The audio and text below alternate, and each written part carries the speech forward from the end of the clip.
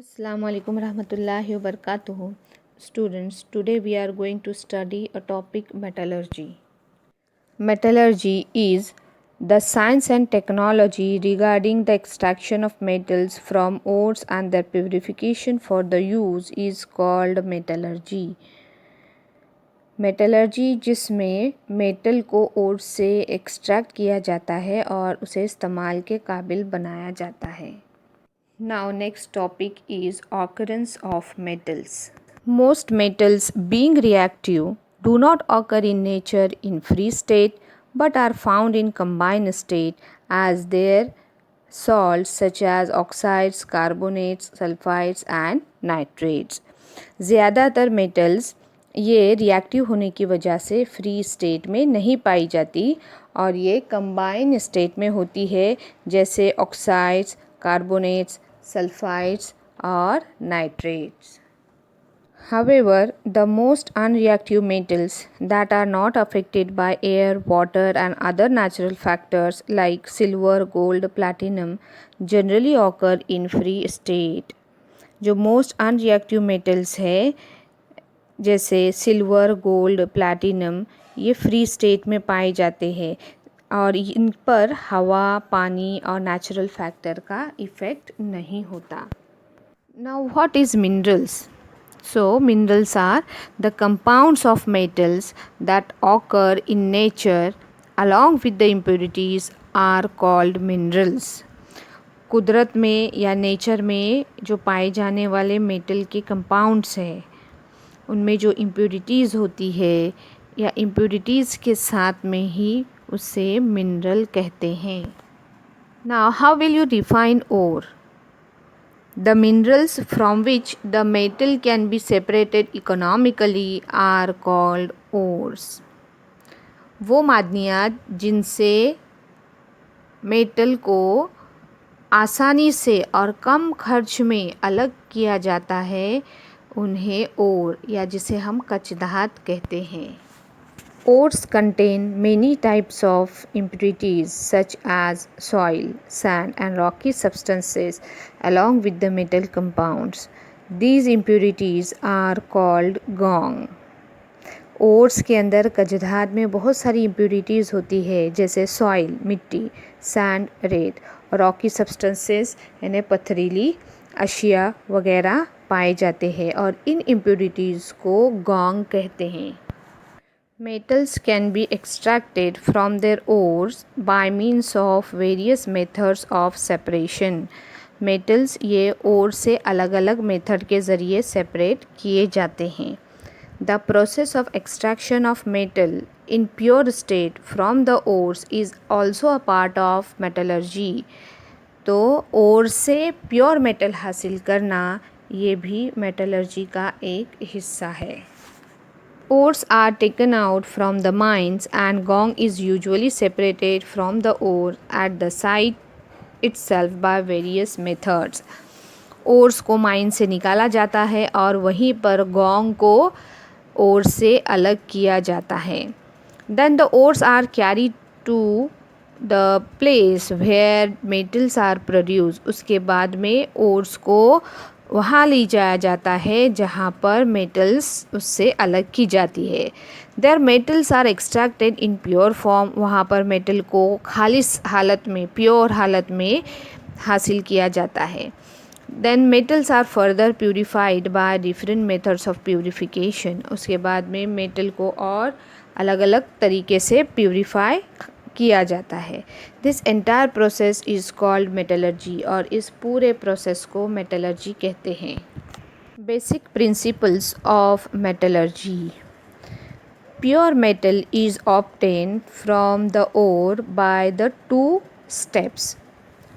First concentration of ores and second is the extraction of metals. Concentration of ores. The process of separating gong from the ores is called concentration of ores. ये एक process है जिसमें ओर से gong को अलग किया जाता है, इसे concentration of ore कहेंगे. अब गोंग क्या है? गोंग ये इम्प्योरिटीज़ है, लाइक सॉइल, सैंड और रॉकी सब्सटेंस। इसको ओर से अलग किया जाता है। In this process, the concentration of the compound of the desired metal is increased।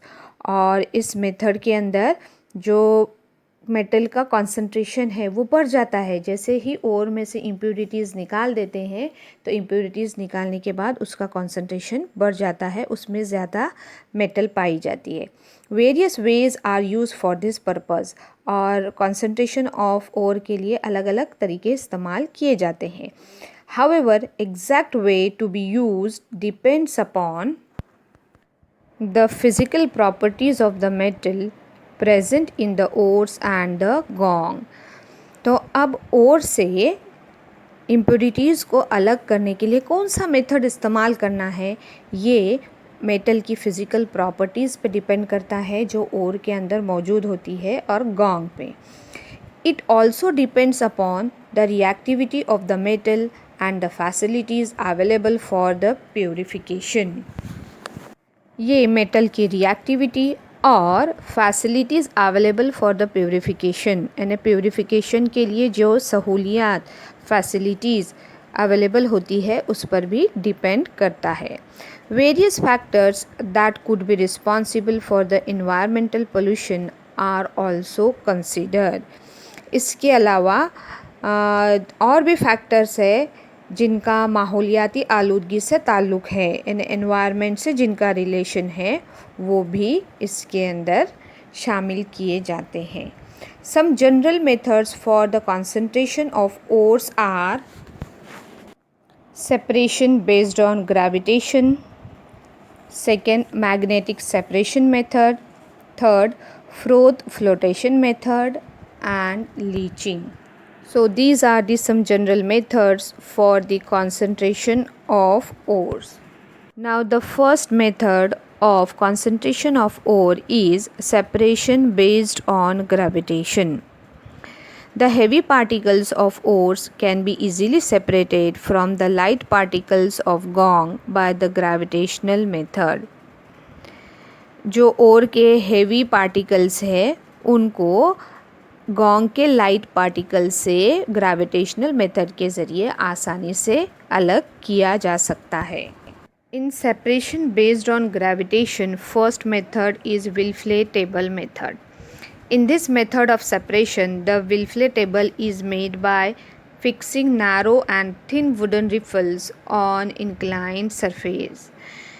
इस विल्फले टेबल में तंग और पतले लकड़ी के सुराख वाले तख्तों को इस तरह जोड़ा जाता है कि उसमें एक स्लोप तैयार हो। The table is kept vibrating continuously, और वो टेबल मुसलसल वाइब्रेट होते रहता है। Powder ore are obtain from lumps of the ore using ball mill is poured on the table and a stream of water is also release from the upper side. और जो ओर है उसको चक्की में पीसा जाता है और पीसने के बाद पाउडर ओर को विल्फले टेबल के ऊपर की तरफ से छोड़ दिया जाता है और उसी पर पानी छोड़ा जाता है, जिसकी वजह से the lighter gangue particles are carried away along with flowing water, while the heavier particles, in which proportion of mineral is more and the proportion of gong is less, are blocked by the wooden riffles and get collected on the slits between them। तो जो lighter particles है gong के वो पानी के साथ में बह जाते हैं, और जो हेवियर पार्टिकल्स है जिसमें मिनरल में मेटल ज़्यादा होता है और उसमें गोंग कम होता है, वो वुडन रिफल्स के अंदर फंस जाते हैं।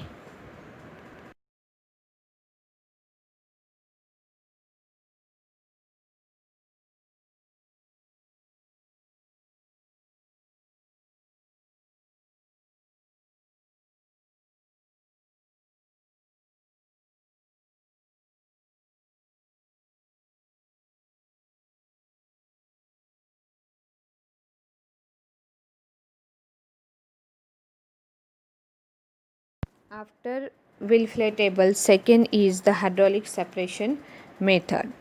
The hydraulic separation method is based on the working of a mill। Hydraulic separation method जिस तरीके से चक्की काम करती है उसी तरीके से ये भी काम करता है।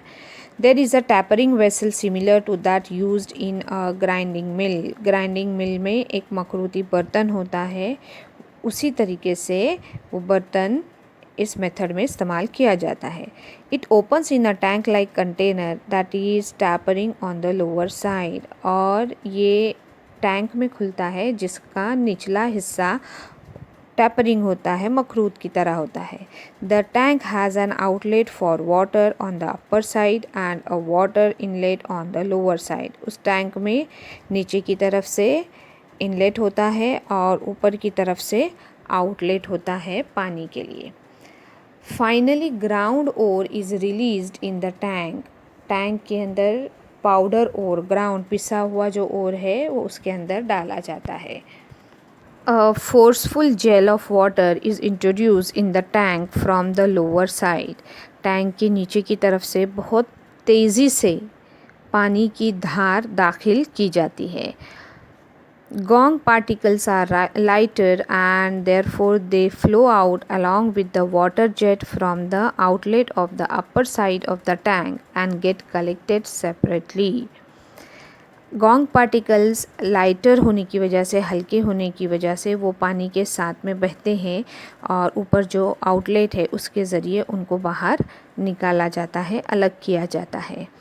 At the same time, the heavy particles of the ore are collected at the bottom from the lower side of the tank. उसी वक्त में जो heavy particles है ore के